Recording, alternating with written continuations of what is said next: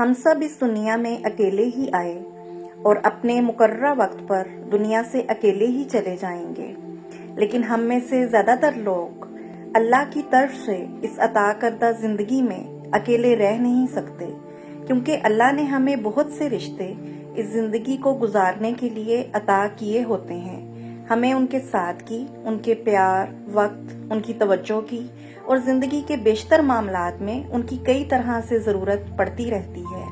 اس لیے ہم سب رشتوں، لوگوں اور معاشرے سے کٹ کر رہنے کے عادی نہیں ہو پاتے، مگر زندگی میں بعض اوقات ایسا موڑ بھی آتا ہے کہ کچھ بہت مان کے اور پیار کے رشتے آپ کے ساتھ بدل جاتے ہیں، آپ سے اپنا تعلق ختم کر لیتے ہیں۔ آپ ان کے لیے کچھ بھی کر لیں، ان کو ہزارہ طرح سے سمجھائیں، انہیں وضاحتیں دیں، ان کے سامنے چیخیں، چلائیں یا ان کی منت سماجت کسی بھی رنگ میں کر لیں، وہ پھر بھی آپ کو اپنی زندگی سے بدل جانے پر نکال ہی دیں گے۔ لیکن آپ میں سے بہت سے لوگ ایسا ہو جانے پر جواباً اپنی زندگی میں خود بھی آگے بڑھ جانے کی بجائے ماضی کو ہی سوچتے رہتے ہیں کہ میرے ساتھ ایسا کیوں ہو گیا، اس رشتے نے ایسا کیوں کر دیا، یا یہ کہ وہ اب لوگوں میں مجھے ڈسکس کرے گی یا کرے گا، اور اس وجہ سے ان کی طبیعت میں بیزاری، منفی سوچیں انہیں ڈپریشن یا ماضی میں رہنے والا ایک منفی انسان بنا دیتی ہیں۔ یاد رکھیں، ایسا کرنے سے آپ زندگی کو تنہا گزارنے کے اصل مقصد کو نہ صرف سمجھ نہیں پا رہے، بلکہ اللہ کی دی ہوئی زندگی کے اچھے مواقع کو بھی اپنے ہاتھوں سے خود ضائع کر رہے ہیں۔ آپ کو خود کو یہ سمجھانے کی ضرورت ہے کہ زندگی میں بہت بار بہت کچھ بدلے گا، بہت بار بہت کچھ توقع کے برخلاف ہوگا، بہت سے دوست، بہت سے رشتے اور بہت سے قریبی لوگ آپ کا بہت بار ساتھ چھوڑ دیں گے،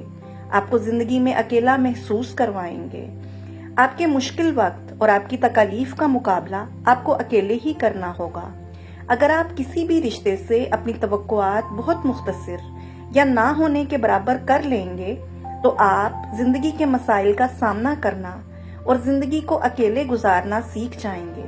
اپنی زندگی میں اداسی یا منفی رنگ بھرنے کی بجائے زندگی اکیلے گزارنا سیکھنے کے لیے خود کا تجزیہ کریں۔ اگر کسی رشتے نے آپ کی توقعات کو ٹھیس پہنچائی یا نہیں بھی پہنچائی، لیکن اللہ پھر بھی آپ کے کسی پیارے رشتے کو کسی اور رنگ میں آپ سے دور لے گیا، تو بھی یہ جان لیں کہ اللہ کی اس میں بھی کوئی مصلحت شامل ہے، اور اللہ کسی انسان پر اس کی طاقت سے بڑھ کر آزمائش اور بوجھ نہیں ڈالتا۔ ہم انسان ہی یہ سمجھنے میں دیر لگا دیتے ہیں، کیونکہ ہم بعض رشتوں کے اس حد تک عادی ہو جاتے ہیں کہ ہم انہیں کھونے کا تصور بھی نہیں کر سکتے۔ یہ دنیا فانی ہے اور ہمیشہ اور باقی رہنے والی ذات صرف اللہ کی ہے۔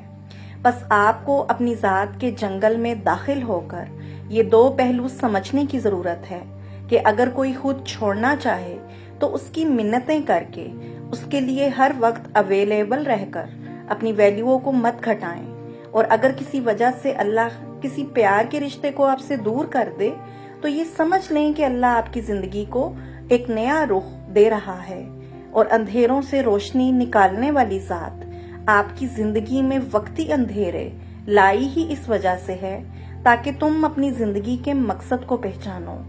اور اپنی زندگی کو اللہ کی رضا پر پورے حوصلے اور اس یقین کے ساتھ اس کے حوالے کر کے زندگی کو اس کے قرب کے ساتھ باندھ دو،